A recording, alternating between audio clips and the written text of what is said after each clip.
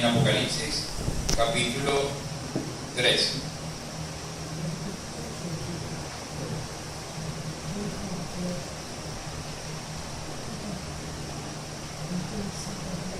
Apocalipsis, capítulo 3, versículos desde el 7 hasta el 13. Y vamos a ponernos todos de pie para leer todos juntos.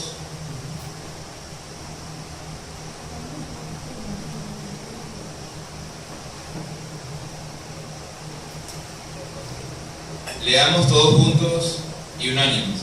Escribe el ángel de la iglesia en Filadelfia. Esto dice el santo, el verdadero, el que tiene la llave de David, el que abre y ninguno cierra, y cierra y ninguno abre. Yo conozco tus obras. He aquí, he puesto delante de ti una puerta abierta, la cual nadie puede cerrar. Porque aunque tienes poca fuerza, has guardado mi palabra y no has negado mi nombre. He aquí, yo entrego de la sinagoga de Satanás a los que se dicen ser judíos y no lo son, sino que mienten. He aquí, yo haré que vengan y se postren a tus pies y reconozcan que yo te he amado. Por cuanto has guardado la palabra de mi paciencia, yo también te guardaré de la hora de la prueba que ha de venir sobre el mundo entero para probar a los que moran sobre la tierra. He aquí, yo vengo pronto. Retén lo que tienes para que ninguno tome tu corona. Al que venciere, yo lo haré columna en el templo de mi Dios y nunca más saldrá de allí. Y escribiré sobre él el nombre de mi Dios y el nombre de la ciudad de mi Dios, la nueva Jerusalén, la cual desciende del cielo de mi Dios, y mi nombre nuevo. El que tiene oído, oiga lo que el Espíritu dice a las iglesias. Oremos. Padre, gracias por este día, gracias porque nos das un domingo más, un día más de vida para nosotros poder venir acá a decirte gracias. Gracias por darnos la oportunidad de decirte a ti gracias, al Dios creador de todas las cosas. Nosotros, Señor, te pedimos que abras nuestros oídos espirituales de cada uno de los que está acá, Señor. Que de cada uno tú abras, Señor, el entendimiento para que comprendamos la Escritura conforme a tu palabra. A mí, Señor, yo te pido y te clamo que me des la sabiduría para no hablar tonterías ni cosas de humana sabiduría, sino que sea la sabiduría que viene de lo alto, que sea el Espíritu Santo tomando de lo que hay y dándolo a conocer conforme a tu verdad y conforme a tu palabra, Señor. Guárdanos a cada uno en tu nombre, Señor. Echo fuera todo lo que no provenga de ti, todo lo que quiera molestar, todo espíritu inmundo, todo lo que quiera fastidiar, Señor, este tiempo, todo espíritu de somnolencia, todo lo que no tenga que ver contigo, Señor. Guárdanos, Señor, en tu palabra. Ayúdanos, Señor, a entender y comprender lo que tú dejaste, porque es tu palabra que tú dejaste escrita, Señor, y nosotros queremos comprenderla conforme a tu verdad. Te lo pedimos en el nombre de Jesús. Amén.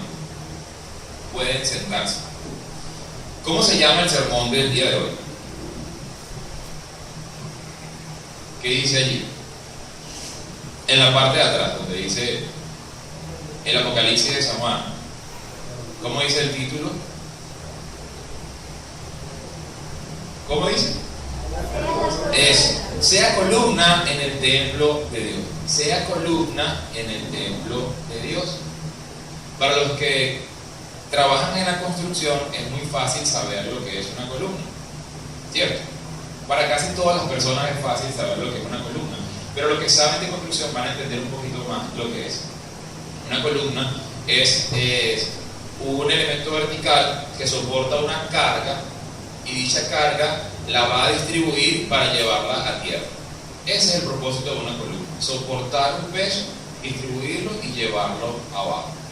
Vamos a ver qué dice la Biblia referente a eso, para entender lo que es una columna desde los ojos de la Biblia y por qué la Biblia está diciendo: los haré columna en el templo de mi Dios y jamás saldrán de él. ¿Por qué está diciendo eso? Vamos al libro de Éxodo,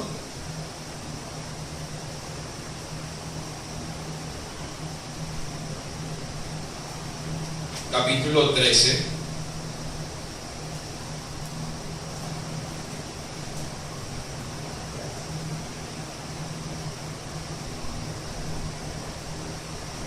Éxodo capítulo 13, versículos 21 y 22.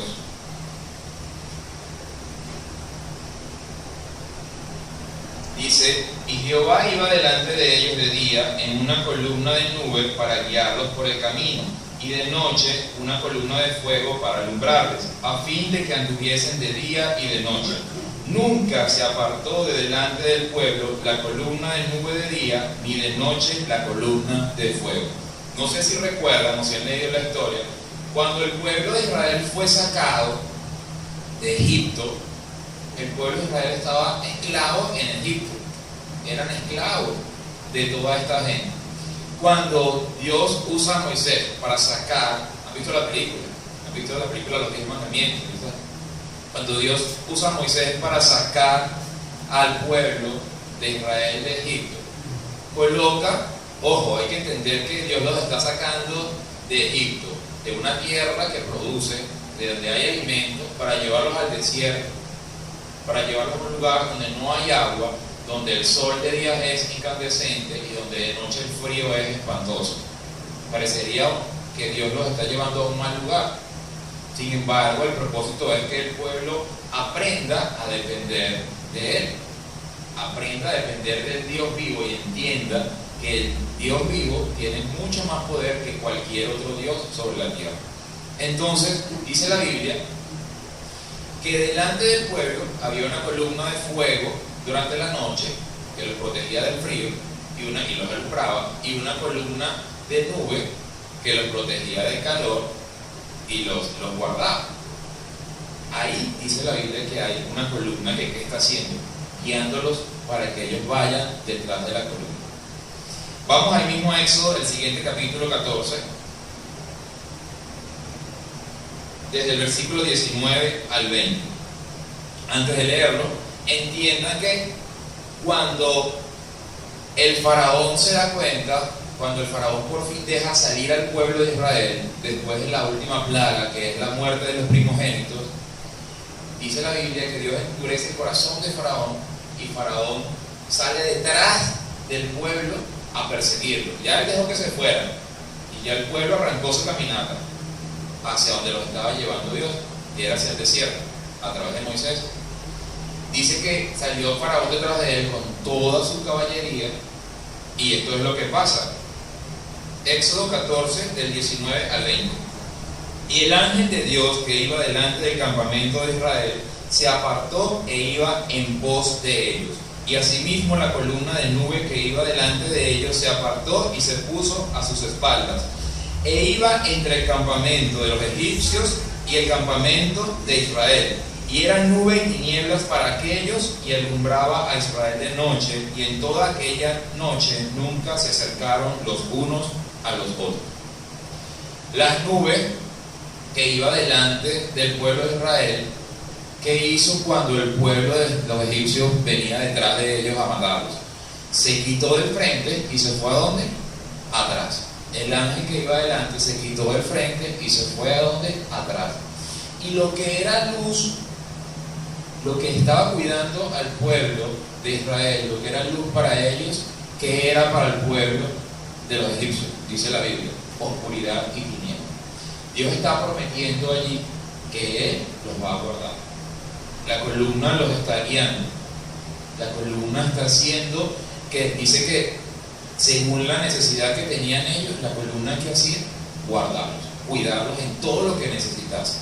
Dicen lo que leímos antes, nunca se apartó de ellos, nunca los abandonó, nunca se fue y los dejó solo allí moribundos. De hecho, si leen, la columna duró por mucho tiempo con él, porque hasta en Samuel habla de haber estado allí presente, hasta el libro de Samuel. Entonces, ¿cuántos tipos de columnas puede haber? No una clase de arquitectura, parece, pero no. ¿Cuántos tipos de columnas puede haber según la escritura? Vamos a Éxodo 27.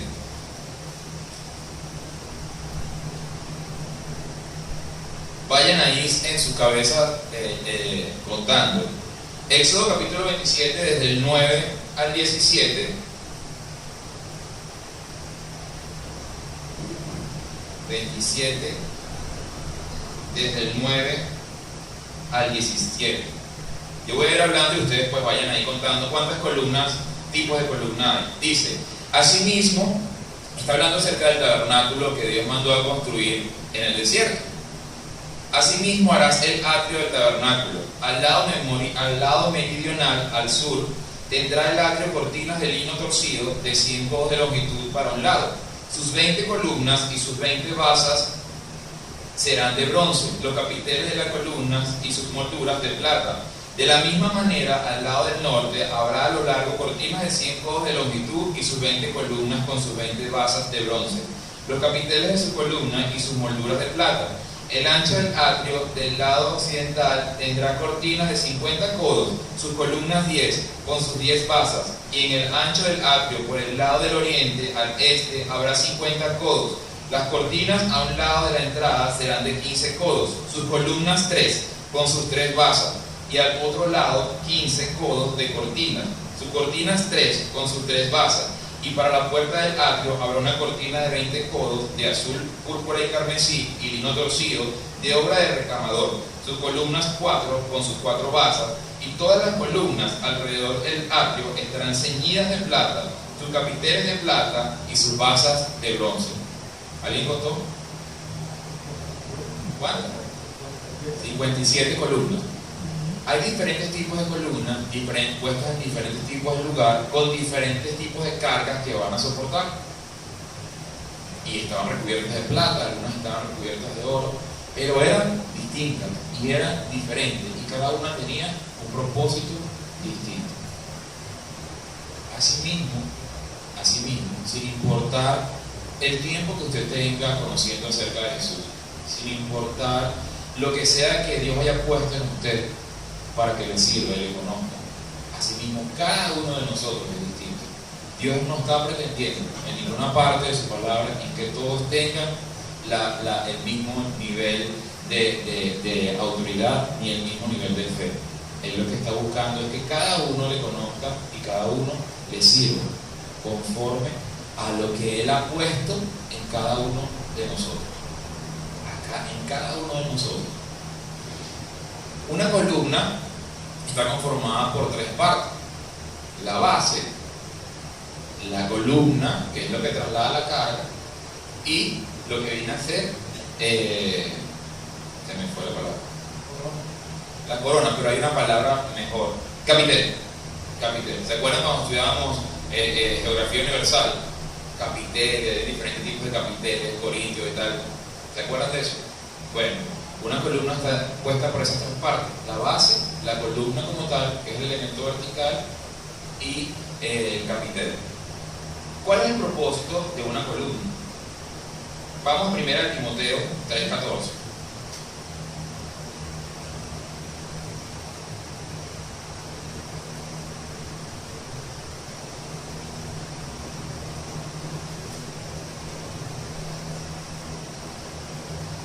Primera de Timoteo 3, 14 y 15.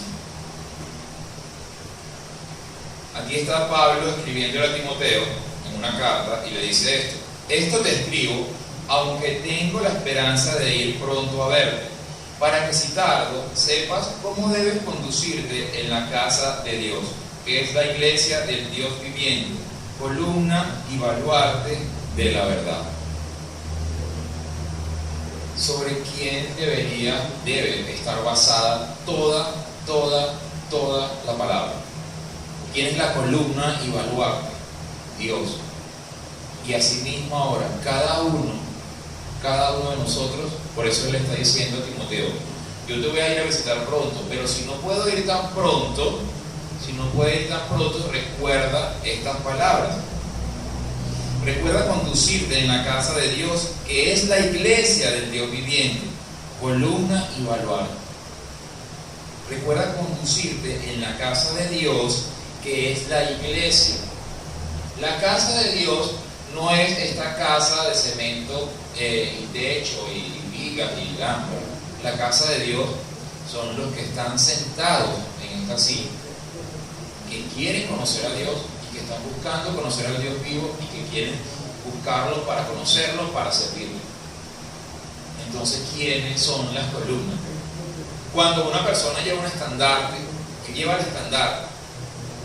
El estandarte lleva un mensaje o lleva el escudo del ejército. Asimismo, dice allí que esa iglesia de Dios viviente es columna y baluarte de la verdad, porque los que están llevando la verdad, ¿quiénes somos? Nosotros. Somos nosotros los que estamos llevando, los que estamos gritando y los que estamos abriendo nuestras bocas. Por eso Pablo le dice, si no puedo ir pronto, que esto sea lo que tú te preocupes, en entender cómo conducirte en ese lugar. Recuerden que el título de hoy es sea columna en la casa de Dios, que es lo que está diciendo la palabra. Entonces la palabra sería cómo debería conducirse una columna en el templo. ¿Cómo debería conducirse una columna en el templo de Dios, en la casa de Dios? Jeremías 1:17.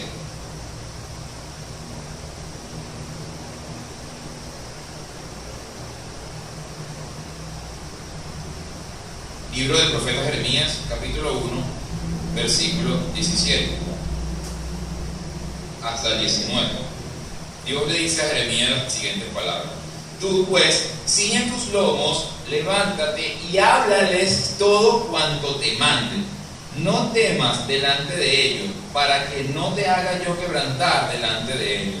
Porque he aquí que yo te he puesto en este día como ciudad fortificada, como columna de hierro y como muro de bronce contra toda esta tierra, contra los reyes de Judá, sus príncipes, sus sacerdotes y el pueblo de la tierra. Y pelearán contra ti, pero no te vencerán, porque yo estoy contigo, dice Jehová, para librarte. ¿Qué le está diciendo a él, a Jeremías? Yo te he puesto en este día como ciudad fortificada, como columna de hierro. Como columna de hierro y como muro de bronce. ¿Para qué? ¿Para qué lo ha puesto? Para que no tenga miedo. Para que no tenga miedo lo hizo así de hierro. Pero ¿cuál es el propósito? ¿Para que qué? Para que hable. Para que hable. Toda columna lleva una carga. El propósito de la columna es llevar una carga. Para eso fue creada la columna. Cuando uno ve cómo es el proceso de los cambios arquitectónicos en la historia, al principio eran muros, pero luego esos muros se fueron reduciendo y fueron apareciendo las columnas. Primero porque los muros eran sumamente costosos y se dieron cuenta de que con las columnas podían distribuirse las cargas. ¿Qué tiene que hacer una columna? Soportar una carga, soportar un peso. Y la columna debe saber, una columna debe saber que ella va a cargar y a soportar un peso.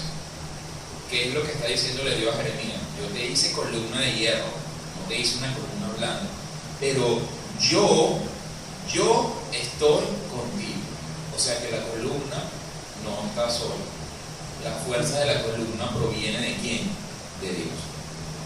Él es el que le va a dar la fuerza. Él es el que nos va a dar la fuerza a nosotros. Leamos Mateo 16:24.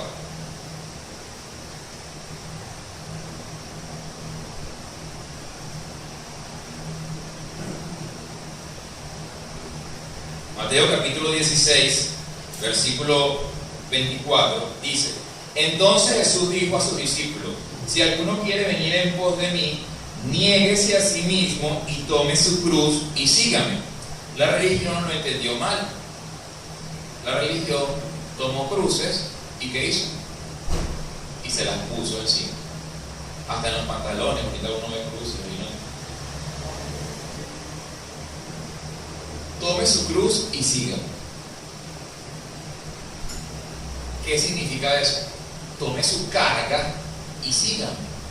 Tome la carga que Dios ha puesto sobre usted. El asunto es que Dios no lo va a obligar a llevar la carga. La carga está allí. La carga está allí. Pero Dios no lo va a obligar. ¿Qué está diciendo Jesucristo acá? Si alguno quiere venir en pos de mí, niéguese a sí mismo, tome su cruz y sígame. Para usted poder cargar algo, si usted tiene las manos ocupadas con algo, para poder cargar algo, ¿qué tiene que hacer? Soltar ¿qué? Su carga de usted, o lo que es lo mismo, negarse a usted mismo, para poder tomar la carga que Él está diciendo. que es servirlo a Él, conocerlo a Él y ser columna en el templo de Él. Si su vida está hecha un caos, si su vida es un desastre, muy probablemente es porque usted está cargando su propia carga. Y eso está diciendo, suelta esa carga no sirve. Lleva tú mi carga, que yo voy a llevar ¿qué? La tuya. Niégate a ti mismo y lleva mi carga. Si estás creyendo en mis palabras, entonces toma mi carga y llévala. ¿Pero qué? Si quieres. Solo si quieres. Solo si decides hacerlo. Dice en 2 Timoteo.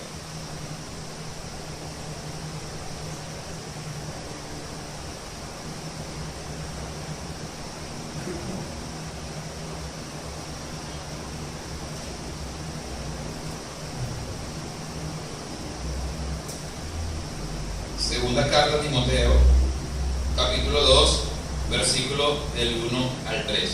Dice: tú pues, hijo mío, esfuérzate en la gracia que es en Cristo Jesús. Lo que has oído de mí ante muchos testigos, esto encarga a hombres fieles, que sean idóneos para enseñar también a otros. Tú pues, sufre penalidades como buen soldado de Cristo. Una buena columna sabe que la carga pesa, y no solamente pesa, la carga es constante. La carga de este techo no desaparece sobre estas columnas de hierro que están acá, como las columnas de Jeremías que acabamos de leer, sino que ella está día y noche, todo el tiempo. Por eso dice la palabra velar, mantente siempre en oración. Está todo el tiempo en comunión con el Señor, no en santidad de santurronismo, porque eso sería ser hasta falso delante de Dios, sino entender siempre nuestra necesidad de Dios y entender siempre nuestra dependencia de Dios y entender siempre que la fuerza de la columna, que la fuerza me la está dando Él y proviene de Él. Pero una columna sabe que debe resistir una carga y no debería ser sorpresa para nosotros eso, porque la Biblia lo está diciendo, la Biblia lo está anunciando. Jesús dijo: en el mundo tendrán aflicción. Eso lo está diciendo la Biblia. Pero anímense, que yo les voy a dar la fuerza. Yo les voy a dar la fuerza para que soporten absolutamente que todo, todas las cosas. Y ahí mismo en el mismo capítulo, versículo del 8 al 10. Acuérdate de Jesucristo, del linaje de David, resucitado de los muertos conforme a mi evangelio, en el cual sufro penalidades hasta prisiones a modo de malhechor, mas la palabra de Dios no está presa. Por tanto, todo lo soporto por amor de los escogidos, para que ellos también obtengan la salvación que es en Cristo Jesús, gloria eterna. ¿Qué ven de particular allí? Todo lo soporto por obligación. Todo lo soporto porque me pagan. Todo lo soporto porque me veo bien. Todo lo soporto porque ora. Ven que la decisión de hablarle a otras personas acerca del Dios vivo no es obligado. Ven que Dios no obliga a nadie. Ven que si alguien a usted lo intenta obligar a conocer de Dios, esa persona sería anticristo, porque nadie puede obligar a otra persona, ni siquiera a Dios. Dice aquí Pablo: por amor yo decido soportar. Eso quiere decir que si usted desea hacer una columna del templo de Dios, es porque usted desea hacerlo y porque usted ama hacerlo. Les decía que si bien nos ayuda a entender la palabra, lo que significa ser columna, les decía que es por mucho tiempo, por muchas semanas, yo estuve pensando cómo empezar, cómo hablar en la congregación acerca de esa primera prédica de para Palabra Viva San Blas. Y es sencillamente entender que la decisión de querer servirle a Dios en el templo aquí es nuestra, es de cada uno de nosotros, que nadie lo puede obligar, que es la decisión suya de servirle a Dios, y es su relación de usted con Dios. La relación de cada uno con Dios. Ahí mismo, ahora en el mismo capítulo 2, del 15 al 19, procura con diligencia presentarte a Dios aprobado, como obrero que no tiene de qué avergonzarse, que usa bien la palabra de verdad, mas evita profanas y vanas palabrerías, porque conducirán más y más a la impiedad, y su palabra carcomerá como gangrena, de los cuales son Himeneo y Fileto. ¿Qué está diciendo allí? Antes de llegar ahí más adelante. Procura con diligencia, o sea, con diligencia es con esfuerzo. Con esfuerzo, necesitas esforzarte. Presentarte a Dios aprobado como obrero que no tiene nada de qué avergonzarse, que usa bien ¿qué? La palabra de Dios. Se da cuenta que está hablando de la palabra de Dios. Siempre la Biblia está hablando de. Y dice luego, mas evita profanas y vanas palabrerías. ¿Qué serían profanas y vanas palabrerías? Hablar mal la palabra de Dios. Imagínense el peligro de hablarle mal a alguien el mensaje que Dios está dando. Por eso nos esforzamos siempre en que las predicaciones acá sean prácticamente leer los versículos y tratar de entender lo que dice, para que cada uno entienda que no es el predicador que está acá de pie, que es Dios que dejó esto escrito, y que usted toma la decisión de si querer continuar conociendo o pues si no, entendiendo que tiene una consecuencia. Parecería que no es probable, pero dice la Biblia que hubieron dos personas que empezaron en el camino y que hicieron, se apartaron. ¿Quiénes son? Himeneo y Fileto. Y su palabra carcomerá como gangrena. Imagínense el daño que hace predicar mal el evangelio, y lo podemos ver. La cantidad de veces que a mí me han dicho que no van a una iglesia cristiana porque el pastor es un ladrón, o porque el pastor tal cosa, o la cantidad de cosas que uno escucha en una iglesia hoy día son aterrorizadoras. Y el que lee la palabra dice, pero es que esto no lo está diciendo la Biblia. Por eso es cada uno de ustedes debe leer, para que no sea el que está aquí de pie tratando de convencerlo, sino que sea Dios mismo en su intimidad hablando con usted, y usted escuchando lo que Él tiene que decir. Estos dos hombres dicen que se apartaron por su vana palabrería. Fíjense que no habla de chisme, está hablando de lo que predicaban. ¿Por qué? En el 18 dice que se desviaron de la verdad, diciendo que la resurrección ya se efectuó, y trastornan la fe de algunos. Pero el fundamento de Dios está firme. Teniendo este sello, conoce el Señor a los que son suyos, y apártese de iniquidad todo aquel que invoca el nombre de Cristo. ¿Cuál es la iniquidad? ¿Cuál es la iniquidad? Predicar mal, hablar de otra cosa que no sea Jesús. Dice allí, pero el fundamento de Dios está firme, teniendo este sello. Conoce el Señor a los que son suyos, apártese de iniquidad todo aquel que invoca, todo aquel que habla de Jesús. ¿Qué debe hacer? Apartarse de iniquidad. Apartarse de iniquidad aquí en la Biblia es entender la palabra de Dios, hablar correctamente la palabra de Dios, porque en lo que se refiere a la conducta, en la medida en que usted conozca la palabra de Dios, dice la Biblia que el Padre, ¿qué va a hacer con usted? Va a agarrar un brillo y lo va a limpiar, le va a echar jaboncito y lo va a limpiar, le va a echar champú y le va a ir limpiando y le va quitando todas las manos. Dice ahí una palabra horrorosa, dice, y su palabra carcomerá como gangrena, y hemos estado hablando de las columnas. Para los que conocen de esto, hay algo que pasa en las estructuras que se llama cangrejera, ¿cierto? Cangrejera es, si yo no batí bien la mezcla, si no la mezclé bien, si no eché la cantidad de líquido, de agua, de cemento, van a quedar huecos. Yo coloco madera y tablas de madera y dejo el espacio para vaciar el concreto y pongo las cabillas. Pero si no está bien batida la mezcla, van a quedar huecos llenos de aire. Yo debo vaciar y luego con una paleta muevo todo eso para que eso se asiente bien. Pero si no lo hago o está mal preparada la mezcla, van a quedar huecos. Eso se llama en la construcción cangrejera. ¿Qué pasa cuando quito las tablas? Están los huecos por la falta, por el mal vaciado. ¿Eso qué hace?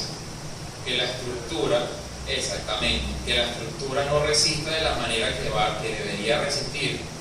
Que las cargas, en lugar de distribuirse equitativamente en toda la columna, se distribuyan de manera errática, de manera errónea, y que la columna pueda, ¿qué? Fracturarse. Por lo que es lo mismo, himeneo y filete. Es exactamente lo mismo. Entonces, que nosotros entendamos que debemos estar bien mezclados por ese sello del que habla la palabra. La palabra habla de un fundamento y habla de un sello. Vamos a 2 de Corintios.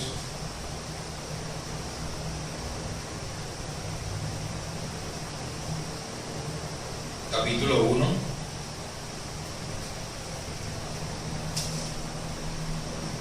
Versículo 21 y 22.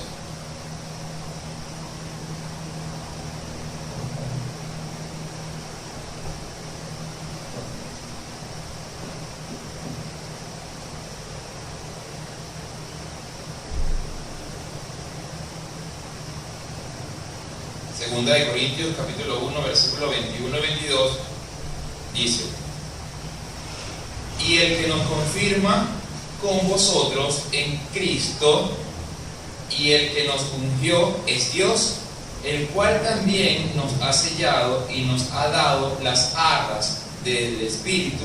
¿En dónde? En nuestros corazones. Leámoslo otra vez. Y el que nos confirma con vosotros, ¿en dónde? En Cristo. Guarden ese en ahí en su mente por un ratito. Y el que nos ungió es Dios. ¿Ungir qué es? Ungir, cuando uno se va a duchar y los que consiguen champú se echan en la cabeza, ¿qué están haciendo en su cabeza? Se están ungiendo el champú. Cuando van a la playa y hay mucho sol y uno se echa bloqueador solar, ¿qué está haciendo? Ungiéndose. Entonces, él dice que la unción, ¿quién la está haciendo? Dios. ¿Quién está humectando toda esa mezcla para que todo eso quede como debe quedar? Dios. ¿Quién es el que da la fuerza a la columna? Dios. ¿Cuál es el fundamento de la columna? Dios. Recuerden que dijimos que la columna es la base y el capitel. ¿Cuál es la base? Dios. ¿Cómo reconoce Dios cuáles son sus columnas y cuáles no? Por el sello. Por el sello. Cuando un arquitecto termina una obra, tiene su sello. ¿Cuál es su sello? Ah, bueno, mi sello es mi nombre. Ese es mi sello. Que la obra es de Le Corbusier. Que la obra es de tantos arquitectos que hay. Está Abando, un arquitecto muy famoso japonés. Que la obra es, ese es su sello, su nombre. Dios también está poniendo en sus columnas su nombre. ¿Cómo se llama su sello? El Espíritu Santo que Él pone en cada uno de nosotros. Y así reconoce Él cuáles son las columnas que son de Él. En Efesios capítulo 1,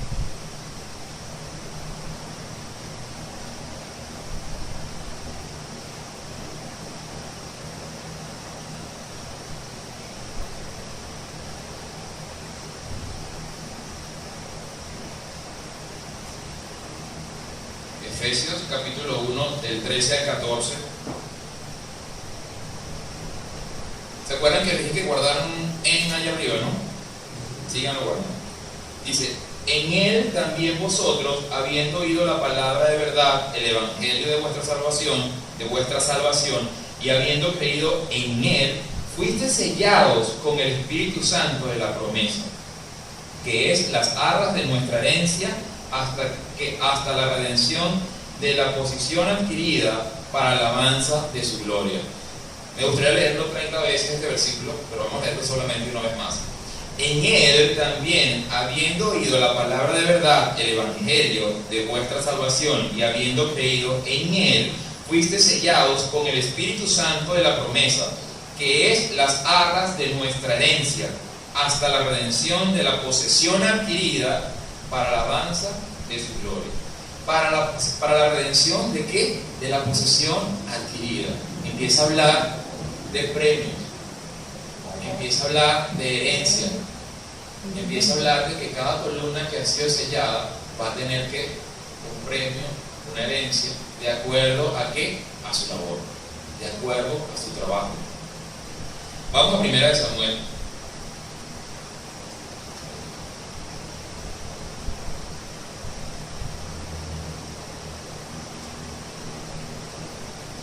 Primera de Samuel, capítulo 2.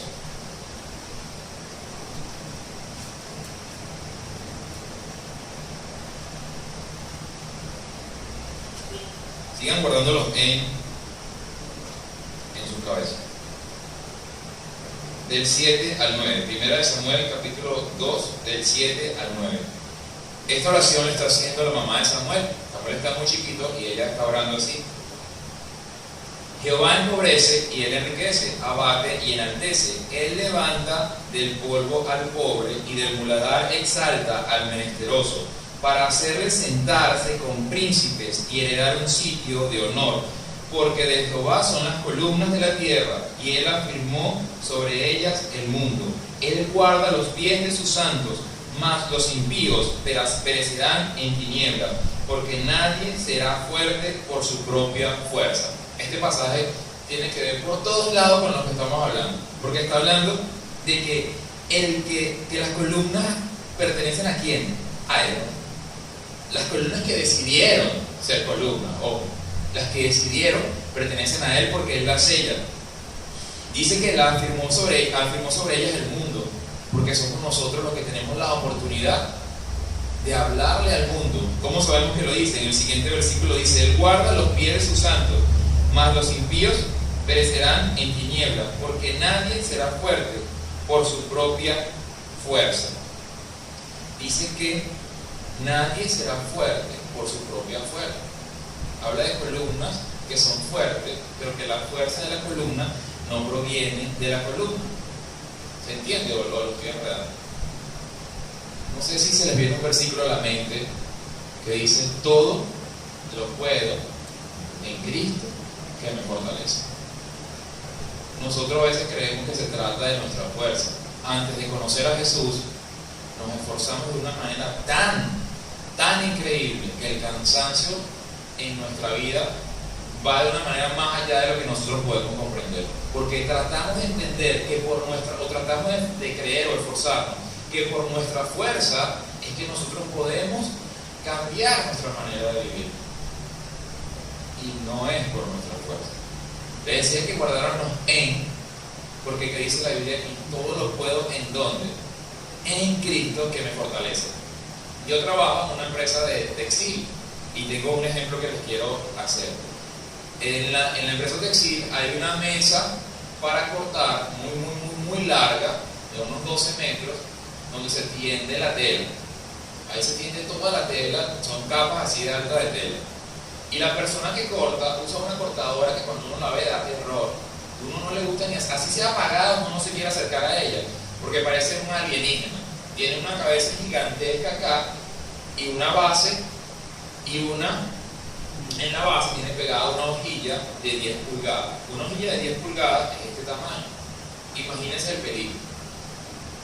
Imagínense el peligro. De hecho, una de las personas que trabaja allí ya le falta un pedazo de dedo. No hace falta que le diga qué le sucedió, pero en otro tiempo, en otra época. Entonces, la cortadora tiene la obligación de usar esto. Esto es un guante que parece de guerrero de la época medieval. Ella tiene la obligación de usar este guante. Ella usa la máquina con la mano derecha y imaginemos que esta es la tela, pero son capas más altas. Entonces ella mete la máquina y ¿qué pasa si la hojilla llega hasta su mano? Nada. ¿Qué le pasa a su mano? Nada. Cuando la Biblia dice que todo lo puedo en Cristo, es exactamente esto. todo lo puedo dentro de Él. Cuando estoy dentro de Él. Si la cortadora un día pues decide no usar el guante, ¿qué pasa? Le pasa lo que le pasó a su compañero. Se va a volar un pedazo de dedo. Se va a quitar el pedazo de dedo. La decisión la tomamos nosotros. Eso es lo que está diciendo la palabra. Por eso dice que la fuerza de la columna no proviene de nosotros, no proviene de la mano, ni de la debilidad de nuestros cuerpos. Nosotros somos a veces tan absurdos y creemos que somos tan fuertes, y reconozco que los hombres somos peor, que nos da una gripecita y a la cama, y ojalá haya alguien que nos atienda, porque a la cama vamos. La debilidad de nuestros cuerpos es tan grave que nosotros hay unas venitas que se nos hinchan, y eso nos da ¿qué? Una severa. O nos podemos morir de una vez por un simple globulito de sangre que se haya ido a donde no deba irse. Imagínense la debilidad de nuestros cuerpos.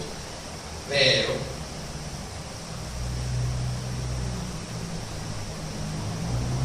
en Cristo es totalmente diferente, porque la fuerza no proviene de nosotros, sino de Él. A eso se refiere ese versículo. ¿Qué dice en Colosenses 2:6?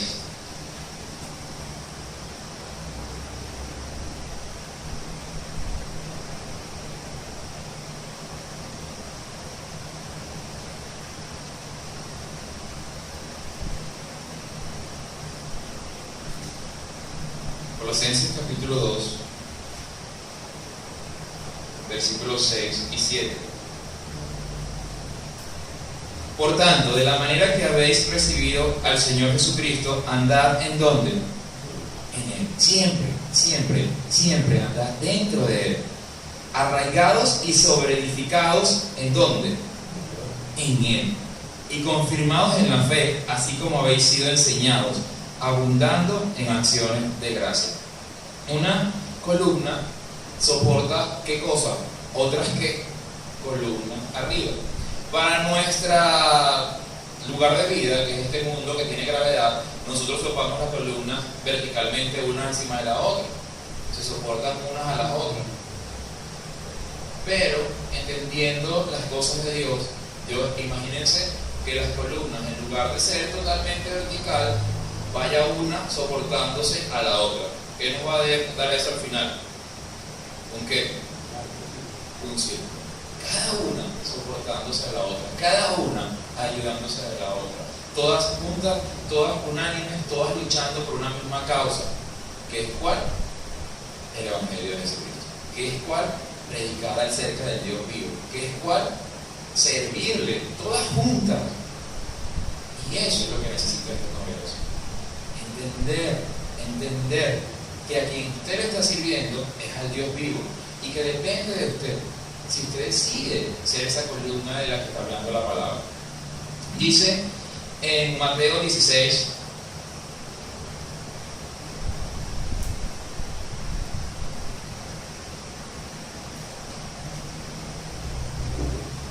capítulo 18, ¿de qué está hecha eso? ¿De qué está hecha una columna? ¿De qué está hecha? ¿Pero de qué está hecha el material? De cemento. ¿Y eso qué es? Concreto. ¿Y qué es el concreto? Piedra. ¿Qué dice Mateo capítulo 16 versículo 18? Dice y yo también te digo que tú eres Pedro, y sobre esta roca edificaré mi iglesia, y las puertas del Hades no prevalecerán contra ella. Algunas personas creen que la Biblia, que Jesús le está diciendo que la piedra es ¿quién? Pedro. Pero la piedra no es Pedro, porque la roca ¿quién es? Jesús. Leamos unos versículos un poquito antes. Jesús le dice a los discípulos: ¿quién dicen los hombres? Desde el 13, ¿quién dicen los hombres que es el Hijo del Hombre? Ellos dijeron, unos Juan el Bautista, otros Elías, y otros Jeremías, o alguno de los profetas. Y él les dijo, ¿y vosotros, quién decís que soy yo? Respondió Simón Pedro: tú eres el Cristo, el Hijo del Dios viviente. Entonces le respondió Jesús: bienaventurado eres Simón, hijo de Jonás, porque no te lo reveló carne ni sangre, sino mi Padre que está en los cielos. Y yo también te digo que tú eres Pedro, y sobre esta roca, ¿cuál es la roca? Reconocer que Jesús es ¿qué? Tú eres el Cristo, el Hijo del Dios viviente. Eso es la roca. Y toda columna que esté fundamentada en eso, ¿qué va a hacer? Soportar bien su carga, hacer bien su trabajo, hacer lo que tiene que hacer. Y si lo entendió, lo va a hacer por amor. Por amor. Dice luego en Juan, vamos a retroceder todo lo que hemos estado diciendo. Recuerden que el pueblo de Israel, cuando fue sacado de Egipto, llevaba una columna de ¿qué? Una columna de fuego y una columna de nube. ¿Qué es la columna de fuego y qué es la columna de nube? Ciertamente las columnas los están guiando, los está ayudando, les está dando calor de noche y les está dando sombra de día, los está protegiendo de quienes venían persiguiendo, los está guiando y nunca se aparta de ellos. La columna de fuego, ¿qué hace? Alumbrarlos, ¿cierto? Vayamos a Juan, capítulo 8.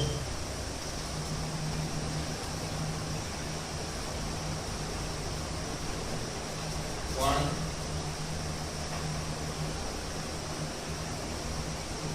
capítulo 8, versículo 12. Otra vez les habló Jesús diciendo: yo soy la luz del mundo, el que me sigue no andará en tinieblas, sino que tendrá la luz de la vida. Esa columna de fuego en el pueblo de Israel, ¿qué significaba? Era, dice la Biblia, que todas las cosas en el Antiguo Testamento son sombra de lo que iba a venir. Y lo que iba a venir, ¿quién era? Jesús. Y él dice, ¿qué hacía el pueblo de Israel detrás de la columna? Lo seguía. ¿A quiénes seguían los egipcios? ¿La columna de fuego? No. ¿A quiénes seguían? A los israelitas para matarlos. La columna de fuego, ¿qué era para ellos? Oscuridad. Pero ¿qué era para el pueblo de Israel? Luz que los guiaba. Y Jesús dice: yo soy la luz del mundo, el que me sigue no andará en tinieblas, sino que tendrá la luz de la vida. La otra columna, ¿de qué era? De nube. ¿De qué está hecha una nube? Dígalo duro. De agua. Una era de luz, y Jesús está diciendo: yo soy la luz. Y la otra era de qué? De agua. Vayamos ahí mismo, Juan, capítulo 7, del 37 al 39.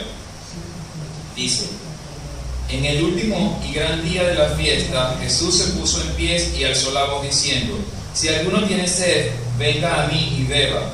El que crea en mí, como dice la Escritura, de su interior correrán ríos de agua viva. Esto dijo del Espíritu que habían de recibir los que creyesen en Él, pues aún no había venido el Espíritu Santo, porque Jesús no había sido glorificado. Este es el Jesús que es para los judíos, que está hablando acá. Pero cuando Jesús muere y es glorificado, ahora ¿quién viene? ¿A quién nos deja Jesús? Al Espíritu Santo. ¿A quién necesita usted?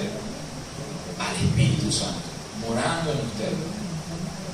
Que sea usted sellado por el Espíritu Santo, para que haga bien su obra, para que haga bien su labor, para que entienda todo lo que la Escritura está diciendo.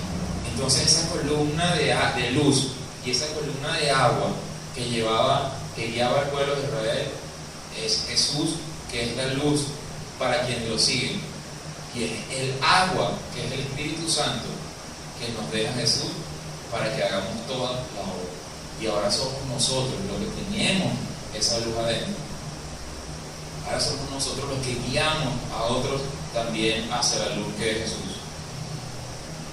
Dice Nehemías en el capítulo 9.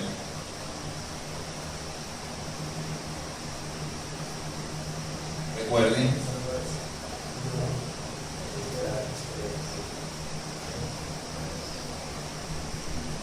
que como congregación Esta congregación es muy nueva. Creo que tenemos apenas alrededor de, me equivoco, quizás, creo que 7 meses. Somos muy, muy nuevos. Pero no significa que el hecho de que sea nuevo sea una mala congregación. Significa que es una congregación que está comenzando, que está empezando, que está dando sus primeros pasos. Y siempre y cuando de sus primeros pasos, basamentados en la roca, van a ser pasos fuertes. Van a ser pasos fuertes y seguros en Él. Entonces, en este pasaje que vamos a leer ahorita, Nehemías capítulo 9,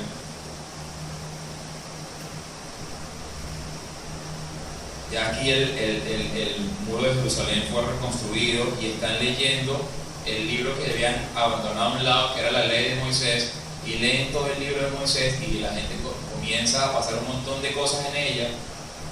Claro, en algunas personas, que ya vamos a leer quiénes fueron, y entendamos que nosotros también somos estas personas los que decidan.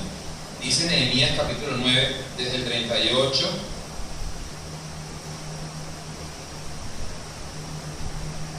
Y seguimos adelante en el 10.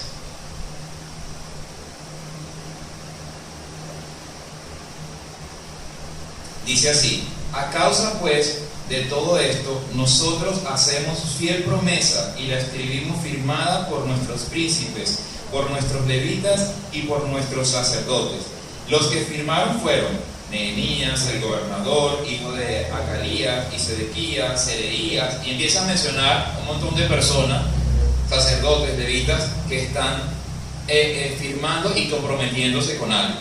Luego dice en el 28: y el resto del pueblo, los sacerdotes, levitas, porteros, cantores, sirvientes del templo y todos los que se habían apartado de los pueblos de la tierra a la ley de Dios, con sus mujeres, sus hijos e hijas, todos los que tenían comprensión y discernimiento. Todos los que tenían comprensión y discernimiento, los cantores, los levitas, todos firmaron, se comprometieron ¿con qué? Con la obra del Señor. Se comprometieron con la obra de Dios. Y dice en el 39: porque a las cámaras del tesoro han de llevar los hijos de Israel y los hijos de Leví la ofrenda del grano, del vino y del aceite. Y allí estarán los utensilios del santuario y los sacerdotes que ministran, los porteros y los cantores, y no abandonaremos la casa de nuestro Dios. Eso es para esta iglesia. Eso es para la iglesia Palabra Vida y Asamblea. Y no abandonaremos la casa de nuestro Dios. Dice ahí mismo: porque a las cámaras del tesoro han de llevar los hijos de Israel y los hijos de Leví, ¿qué cosa? La ofrenda del grano, del vino y del aceite. La ofrenda del grano, del vino y del aceite. El vino representa sangre. Sangre representa su vida, su cuerpo, su ser. Y el aceite significa el Espíritu Santo. Entonces, vaya y lleve la ofrenda del grano, lleve sus frutos, llévelos, lleve sus frutos. Lo que usted está haciendo, llévelos a Dios, haga fruto y llévelo al tesoro, a las cámaras del tesoro. Dice allí: ¿y quiénes van a estar allí? Esta parte a mí me rompió el cerebro. Los utensilios del santuario. ¿Quiénes son los utensilios del santuario? Levanten la mano. ¿Quiénes son los que se quieren dejar usar? ¿Quiénes son los que quieren ser parte de lo que Dios está diciendo? Y los que ministran, levanten la mano los que ministran. Y los porteros, levanten la mano los porteros, o los que han sido porteros. Y los cantores, levanten la mano los cantores. Y no abandonaremos la casa de nuestro Dios. Ninguno. Todos son necesarios. Cada columna es necesaria. Las que soportan la carga mayor, las que soportan una carga más pequeña, las más delgadas, las que están recubiertas de plata, todas tienen un propósito y todas son necesarias en la casa de Dios. Vamos a Apocalipsis para volver a la prédica. El título de la prédica es: sea columna ¿dónde? En el templo de Dios. Apocalipsis 21.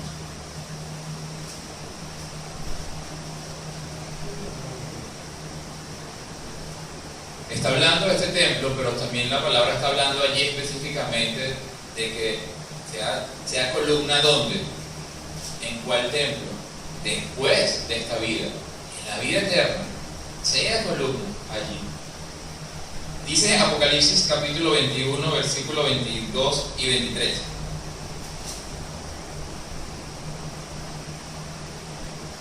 Y no, refiriéndose a una visión que tiene Juan del cielo de los cielos.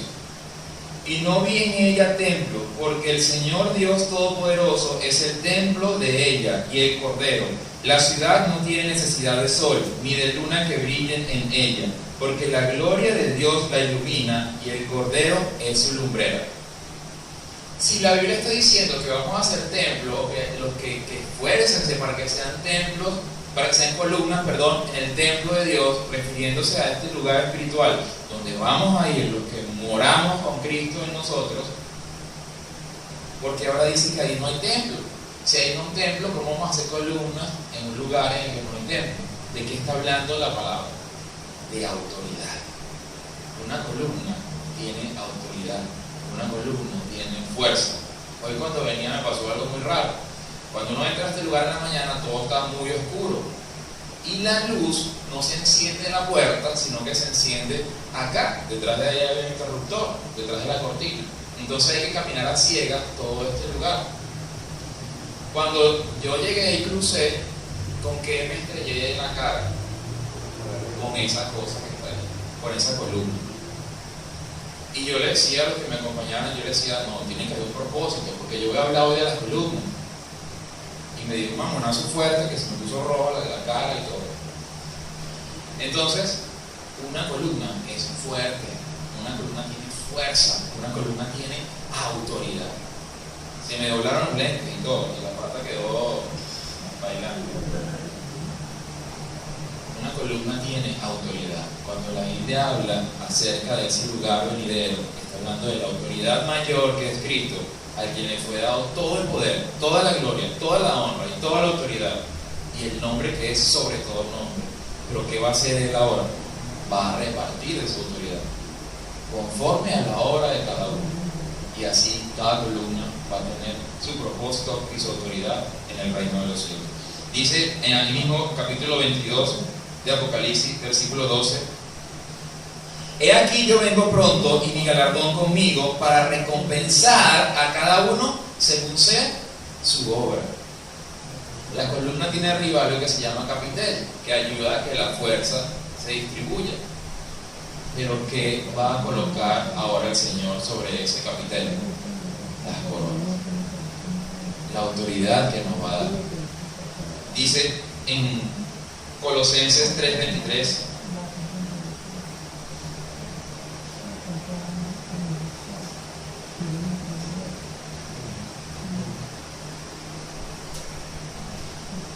Colosenses capítulo 3, versículos 23 y 24.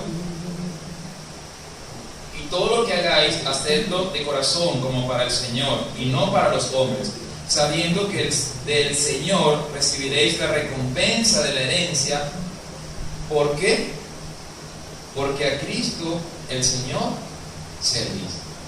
Porque la recompensa es porque es a Él a quien estamos sirviendo. La recompensa eterna de las coronas celestiales. Entonces que entendamos nosotros eso, que nosotros decidamos: yo quiero ser una columna, yo quiero ser una columna, yo sé que tengo una recompensa, yo creo en lo que Dios me está diciendo, yo quiero ser alguien para Él, yo quiero ser una columna en su templo físico, pero también en su templo espiritual. Porque no es en vano el trabajo de los que sirven a Dios, de los que llevan al tesoro el grano y el fruto y lo que están haciendo y todo el servicio que a Dios están haciendo. Vamos a ponernos de pie. Y vamos a buscar todos en nuestra Biblia, Primera de Tesalonicenses.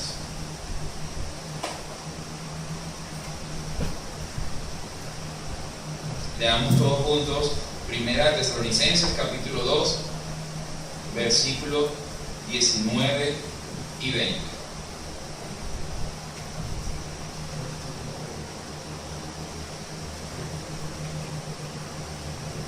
Leamos. Porque, ¿cuál es nuestra esperanza, o gozo, o corona de que me gloríe?